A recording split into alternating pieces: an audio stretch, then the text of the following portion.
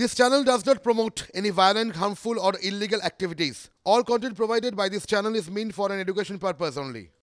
এদিকে গতকাল আমরা দেখেছিলাম সুদীপ বন্দ্যোপাধ্যায় সংসদে দাঁড়িয়ে রাজ্যের দাবি দাওয়া নিয়ে প্রশ্ন তুলেছিলেন। প্রধানমন্ত্রী তাকে বলেছিলেন ক্যাগ রিপোর্টটা দেখে নিন। বিকেলে আমরা দেখলাম সুকান্ত মজুমদার ক্যাগের রিপোর্ট নিয়ে বসলেন, সাংবাদিক বৈঠক করলেন, প্রথমে হিন্দিতে তারপরে বাংলায়, এবং তিনি উল্লেখ করলেন 2 লক্ষ কোটি টাকারও বেশি, দাবি করলেন 2 লক্ষ কোটি টাকারও বেশি দুর্নীতি হয়েছে এই রাজ্যে। গৌরব ভাটিয়া এ রাজ্যের প্রসঙ্গে বললেন মাদার অফ অল স্ক্যাম। রাজ্যের মুখ্যমন্ত্রী মমতা বন্দ্যোপাধ্যায় তিনি পরপর জবাব দিয়ে যাচ্ছেন, আজকেও জবাব দিয়েছেন। তিনি বলেছেন সিপিএম থেকে, কংগ্রেস থেকে আমাদের দলে লোকজন এসেছে, 2-4 জন চোর হতে পারে, কিন্তু গোটা দলকে চোর বলবেন না। আমার জেলে ভরলে আমি ঠিক বেরিয়ে আসবো। শান্তিপুরের সভায় মমতা বন্দ্যোপাধ্যায় ঠিক কি বলেছেন শোনাবো।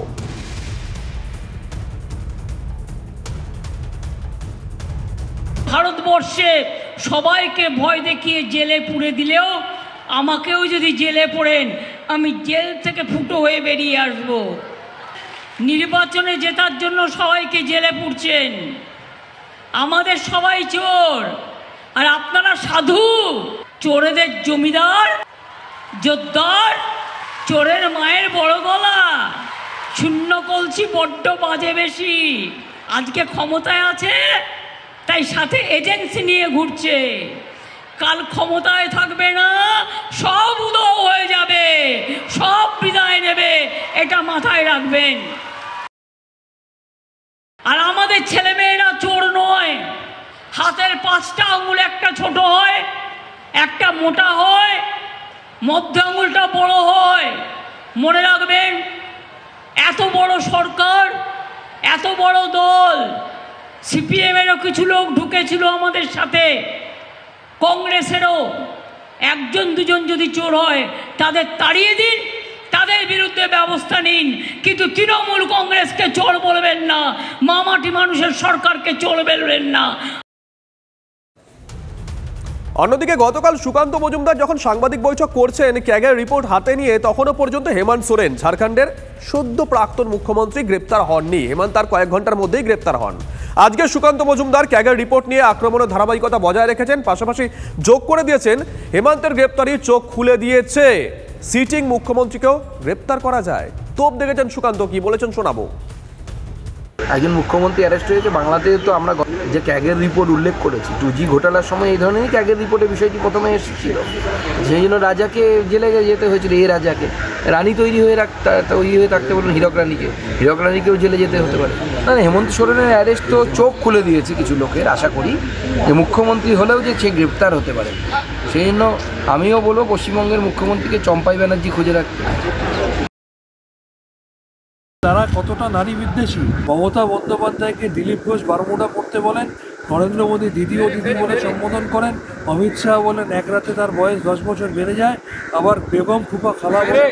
শুভেন্দু অধিকারী আর সুকান্ত মজুমদারও এর আগে মমতা ব্যানার্জির বিরুদ্ধে কুৎসা করেছেন। তারা যত এগুলো করবে, বাংলায় মমতা ব্যানার্জির প্রতি মানুষের আশীর্বাদ সমর্থন তত বেশি বাড়বে। Thank you. দেখুন, একটা জোট তৈরি হয়েছে, আগামী দিনে জোট কি হয় না হয় সেদিকে নজর রাখতে হবে। কিন্তু মমতা বন্দ্যোপাধ্যায় বারংবার পরিষ্কার করে দিয়েছেন তার রাজনৈতিক অ্যালার্জি রয়েছে বামেদের প্রতি। মমতার আপত্তি উড়িয়ে বাম কংগ্রেস মাখামাখি। রাহুলের ন্যায় যাত্রায় আজও লাল ঝান্ডার ঢল দেখা গেছে। মুর্শিদাবাদে রাহুলের সঙ্গে দেখা গেল সুজন সেলিমদের। গতকাল আমরা দেখেছিলাম মালদায়, সেখানেও বামেদের পতাকা দেখা গেছিল। আজকে হেভিওয়েট নেতৃত্ব, রাজ্য স্তরের শীর্ষ নেতৃত্ব যারা আছেন বামেদের, তারা পৌঁছে গেছিলেন রাহুলের এই পদযাত্রার। ছবি দেখাচ্ছি দেখুন। মোহাম্মদ সেলিম রয়েছেন রাজ্য সম্পাদক সিপিআইএম, সুজন চক্রবর্তী রয়েছেন কেন্দ্রীয় কমিটির সদস্য সিপিআইএম। আপনার এই যোগদানকে কেন্দ্র করে তৃণমূল কংগ্রেস আর কংগ্রেসের সম্পর্ক সমীকরণে একটা কোথাও চিড় ধরছে, জোট বাঁধা যাচ্ছে না। আচ্ছা, এটা কি ত্রিকোণ প্রেম? কাকে ঘিরে কি হচ্ছে? রাজনীতিতে মতাদর্শের ব্যাপার আছে। বিজেপির বিরুদ্ধে আমরা মানুষকে এককাট্টা করছি, বাংলার মানুষও এককাট্টা হতে চাইছে।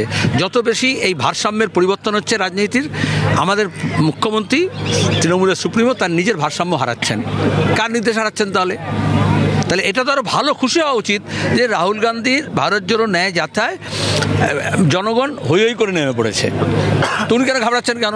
2024-এ কোন পর্যায়ে যাবে পরে বোঝা যাবে। তো বিজেপিকে হারাতে হবে, বিজেপি এবং বিরোধী তৃণমূল ঠিক করুক সে বিজেপির পক্ষে না বিজেপির বিরুদ্ধে।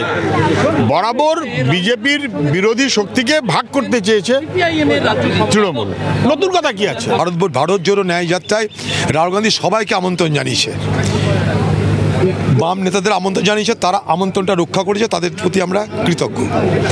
তারা ভদ্রতা করে রাজনৈতিক শিষ্টাচার মেনে এসছে, তাদের এই শিষ্টাচার, রাজনৈতিক শিষ্টাচার, তার জন্য তারা তারিফ পাওয়ার যোগ্য, তারা প্রশংসা পাওয়ার যোগ্য। কি হতে চলেছে অবশ্যই অনেকগুলো প্রশ্ন কিন্তু সামনে দাঁড়িয়ে রয়েছে, তবে অবশ্যই গুরুত্বপূর্ণ আজকে রঘুনাথগঞ্জে সিপিআইএম রাজ্যের শীর্ষ নেতৃত্বের উপস্থিতি রাহুল গান্ধীর টেন্টে।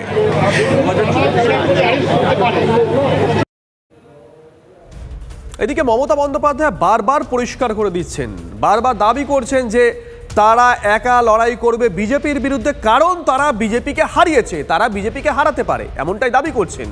কংগ্রেস সিপিএম মিলে জোট করছে, তারা এই জোটের মধ্যে নেই, এই জোটে আখেরে বিজেপির সুবিধা হবে, তোপ দেখেছেন মমতা বন্দ্যোপাধ্যায়।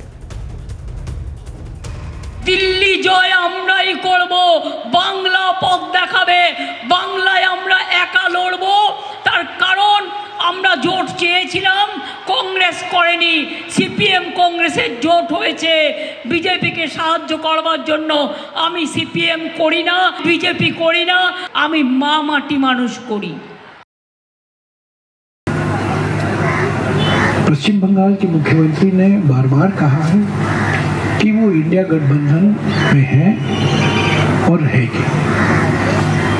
कांग्रेस पार्टी इस बयान का स्वागत करती है और कांग्रेस पार्टी भी चाहती है कि तृणमूल का निशाना बीजेपी है, कांग्रेस पार्टी का निशाना भी बीजेपी है, बीजेपी को हटाना चाहते हैं।